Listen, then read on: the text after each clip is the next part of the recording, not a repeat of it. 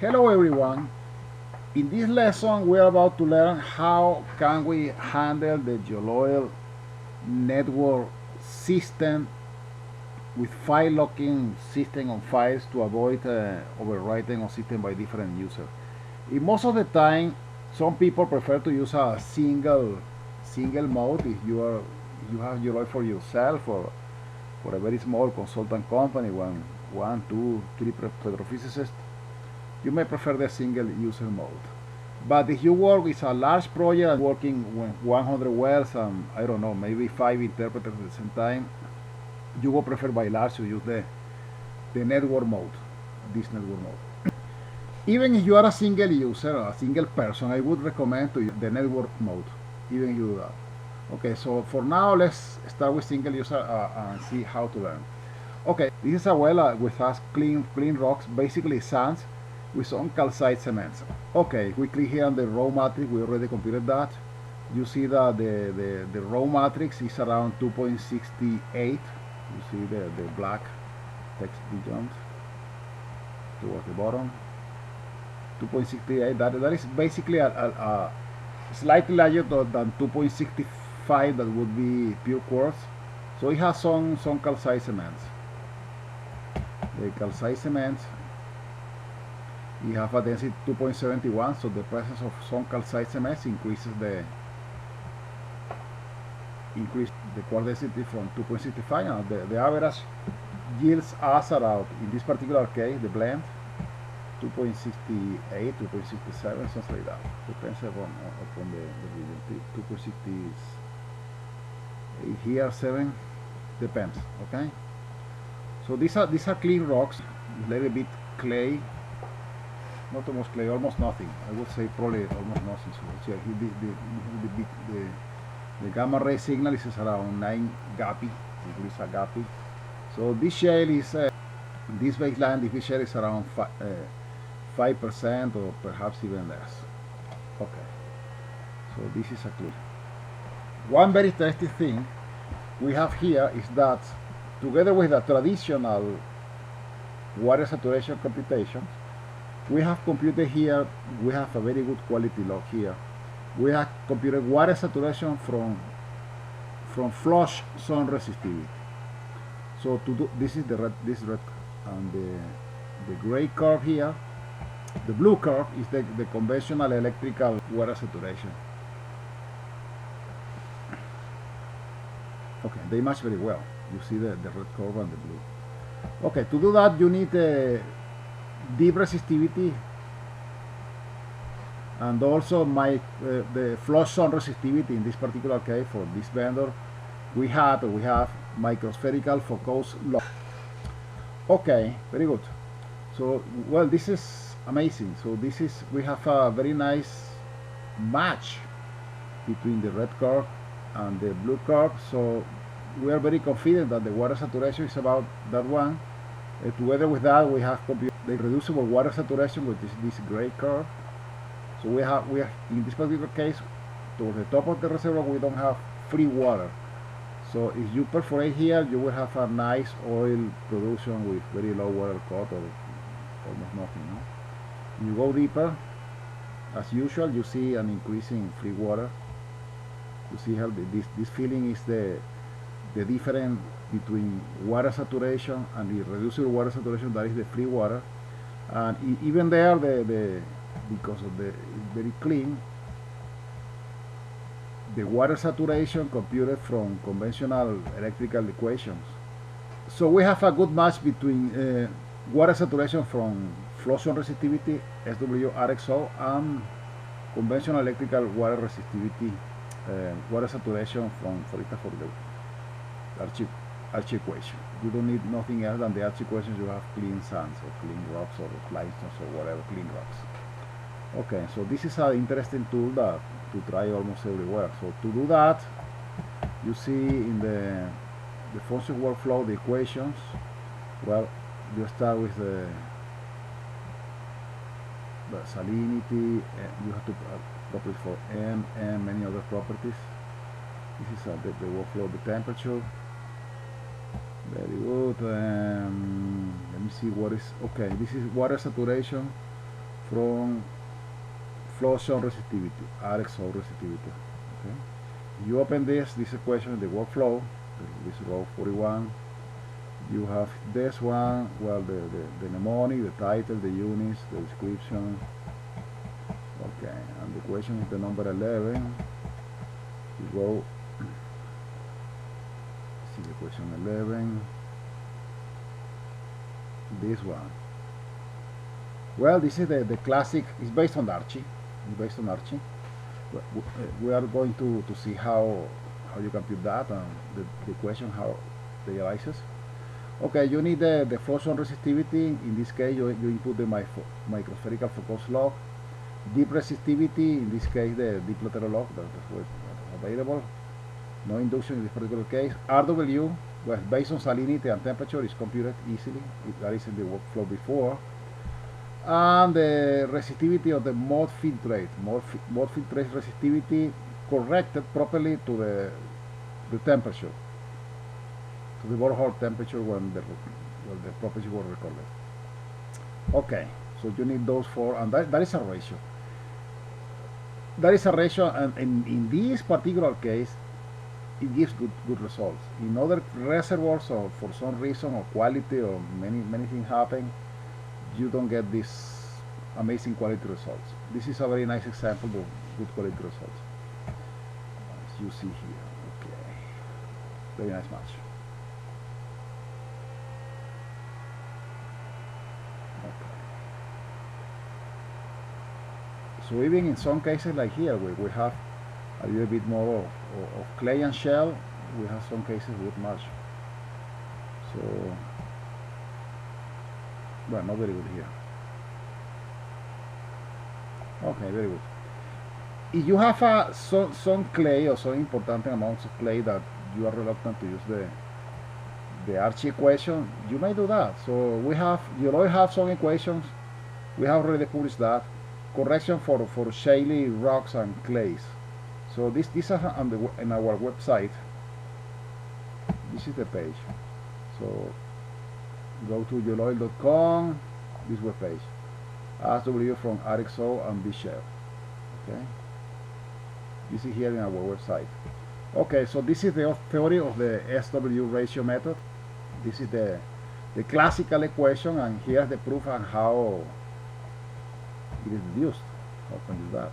Okay, based on some assumption, I explain how. And if you have some shaly reservoirs with clays, there is a correction. For instance, we can use the fertile equation that incorporates a correction for clay, and make some algebraic manipulation, and we have this. So we have some correction for that. Some commands, and the same log as before.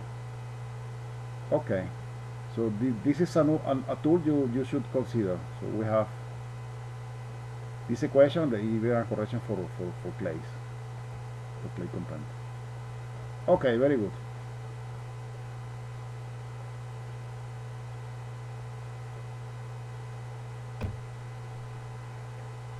Now,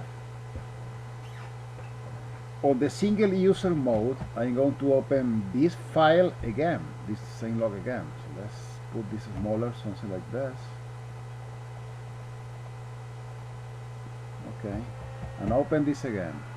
Go to file, below what you put, this is the one. Okay, this one. It takes a while to load this. Okay, the file is loaded. That is the same GeolOil file.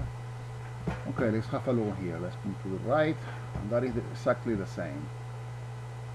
Remember, we're in single user mode. Okay, let's remove the TBD annotations. Go to here, the color will be none. And okay, let's go to the same horizontal magnification or shrink. This is the one, and 3 and 3.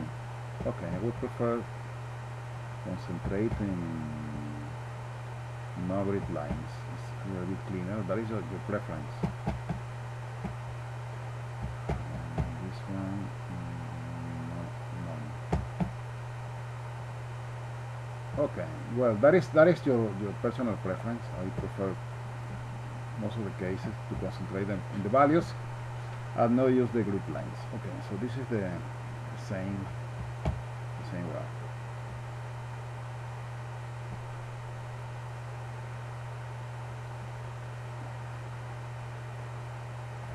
Good.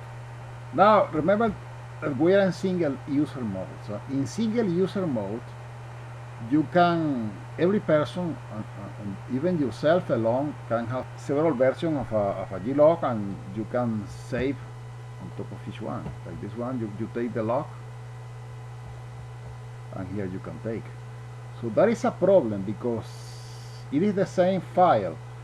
So if I make a modification on this file and I save it, and this was open a long time ago, very old file, and you save it, anything that you did on this will be destroyed when you save on this. So this is the last save is the last that it is preserved. So that is a problem. Usually you don't want that. So you have control as a single user. But even if you are a single person using the software, I would recommend you to use the network mode. So let's do that. Let's switch to the network mode and see how it behaves. That is especially important if you have a medium company and you're processing, I don't know, maybe dozens of wells or 100 or hundreds, and you have several interpreters, several petrophysicists or several geologists working on the same log, and only one person should be able to keep the log of the file and work on that. And if you are working on that, if you have the log, you have the green save mode, you are the owner temporarily of that file, and only you can save. So let's see how these behave.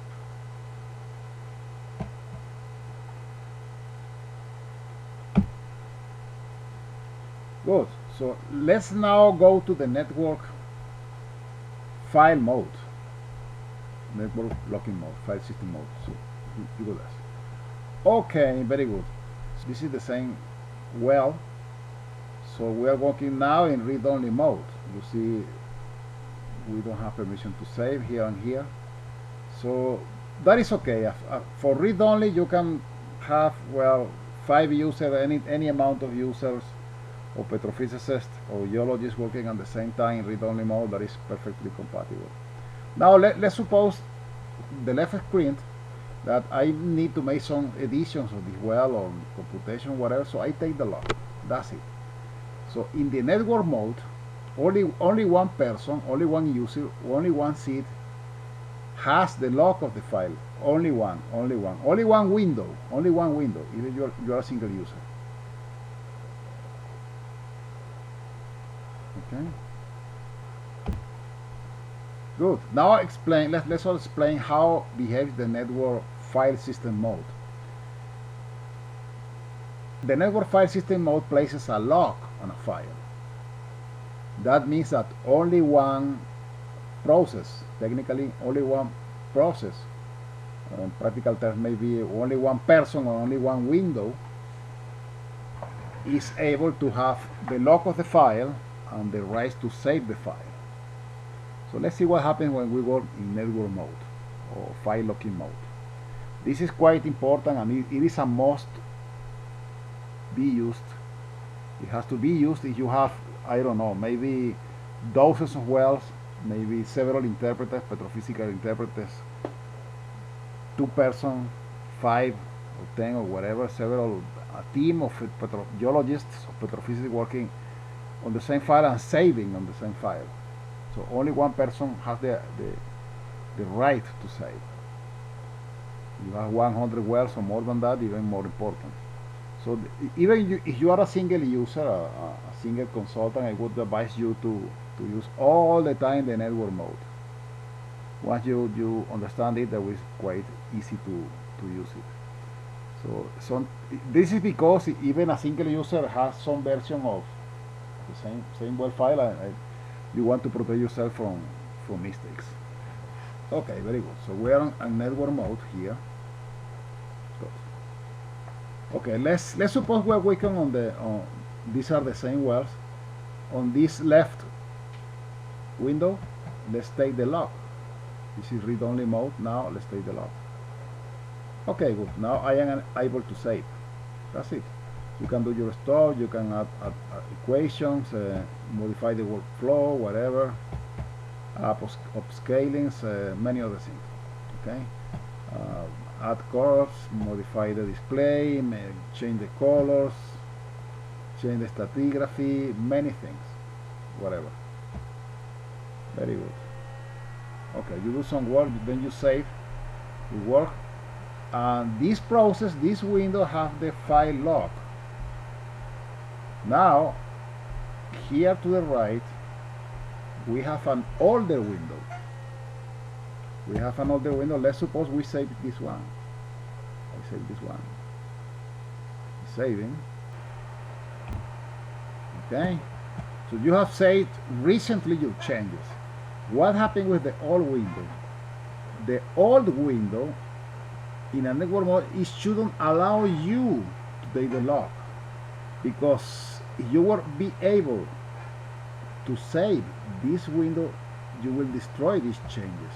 So let's try to do that. You try to get the log and see what happens. It does not allow you. Does not allow you. So you may save as, but you are not allowed to save in the same file. That's it. So that is especially important if you have many persons working on the same file. Read-only is okay, but if you have several people trying to write, only one person is able to do that right. And that is important. Okay. If you want to know which person, which process has the log, you click here. It says the user, and the folder, and all the information and the time. So you can talk with another person working on the file and negotiate or whatever. Well, release the log and let me work on that, so you work out with whatever. So it gives you that information. Okay. Now let's suppose that this person to the left already did his work, and really I finished. Let me unload my work. Okay, now it's read only. But what happened with this person? This file is released, so this person may want to take the log. You see, and it does not allow you. It does not allow you. Why? Because the system internally, it knows that this was a recently saved file. Was a recently saved file, and does not allow you. There's no way you take the log. You have to close the file and open again. If you open again, you will be reading these savings and you will allow to take the log. There is no way. It does not allow you. You cannot have the log. And clicking the information, it specifies you, well, what happened was it was saved in an earlier process. That's why. So it explains you why. Very good. So now, let's suppose I want to read the savings, the addition from this person, for this process, because it's unlocked. I should be able to do some work if I read, upload a fresh version. So, okay, let's start. Okay, disposing this one and open it again. Okay, let's open it again. When you open it again, it will be reading a fresh version of this that was already saved recently. Okay, good. This one.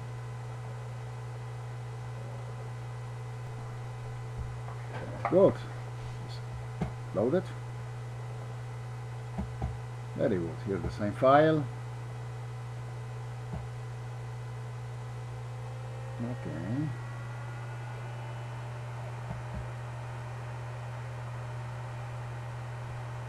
Whatever. Okay, so this left window, this file was saved recently.